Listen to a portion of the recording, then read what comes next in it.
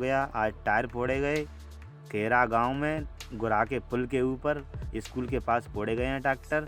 वहाँ पे रेत पड़ा है, जांच पड़ताल आप कर सकते हैं साहब। प्रशासन से विनम्र करता हूँ, अगर आगे भी रेत चलेगा तो हमारे ससर जो रिश्तेदारों की हमारी फसल नष्ट हुई है, हम मर जाएंगे। कुछ भी करेंगे, हम ज़मीन फसल नष्ट नहीं होने देंगे। अगर हमारे खेतों में कोई अवैध उत्खनन करेगा हमें अच्छा पसंद नहीं है। हमारे रिश्तेदार बहुत परेशान हैं, कज्जोनी, बर्रा, गुलापुरा, कड़ामने, 4-5 गाँव हमारी रिश्तेदारी हैं, सब बहुत परेशान हैं। ये शख्स रेत माफियाओं से परेशान है।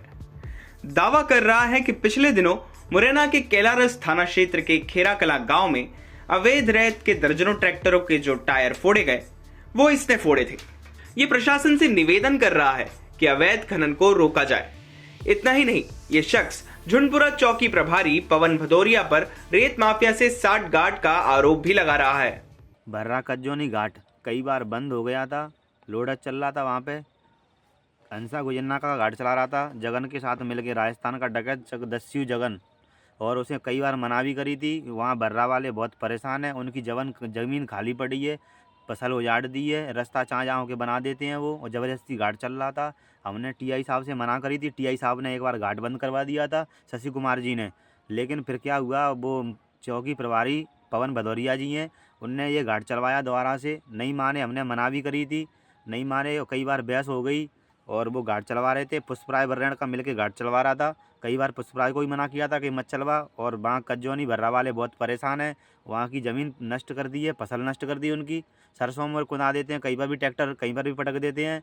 मना करी तब भी नहीं मान रहे थे। आज हमने ट्रैक्टरों के टायर रुकवा दिए हैं। आज खेरा गाँव पे, खेरा के जस्ट मोड़ पर टायर फोड़े गए थे और वो रेत वाले माफिया नहीं मान रहे थे। विनम्र अपील किया था हमने, कई बार किया था। और रिठौनिया के ट्रैक्टर थे, कई बार हमने समझाया कि रेत पे मत चलाओ ट्रैक्टर, रत मत चलाओ ट्रैक्टर, रेत से हमारे खेत खराब हो रहे हैं, पर नहीं मानते थे। ज़बरदस्ती थी, बंदूक की नोक पर खदान चलाते थे। तो हमने आज वहाँ रुकवा दिया है, और जो भी हो जगन खदान नहीं चलाएगा, वो अवैध रेत का उत्खनन नहीं करेगा। इस युवक का ये वीडियो जैसे ही वायरल हुआ, पुलिस के हाथ पांव फूल गए। पुलिस ने तत्काल कार्रवाई शुरू की और रेत खनन से जुड़े 2 ट्रैक्टर ट्रॉली को जब्त किया और साथ ही साथ काफी मात्रा में अवैध हथियार भी बरामद किए।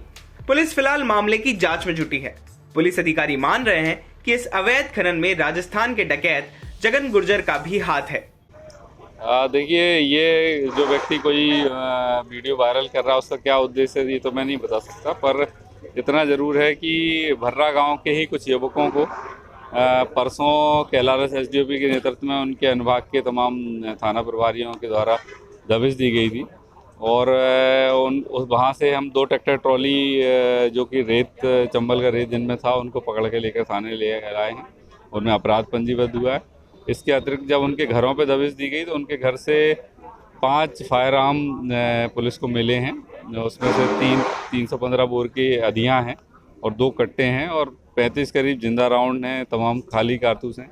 तो मुझे लगता है कि कहीं ना कहीं पुलिस ने कार्रवाई कर दी उनके ऊपर, तो उससे ही उसको डाइवर्ट करने के उद्देश्य से कोई व्यक्ति ऐसी बात कर रहा हो। साल 2007 से हाई कोर्ट ग्वालियर न्यायालय ने चंबल में घड़ियाल और जलीय जीवों की सुरक्षा के मद्देनजर चंबल नदी में रेत उत्खनन पर पूर्णतः रोक लगा दी थी।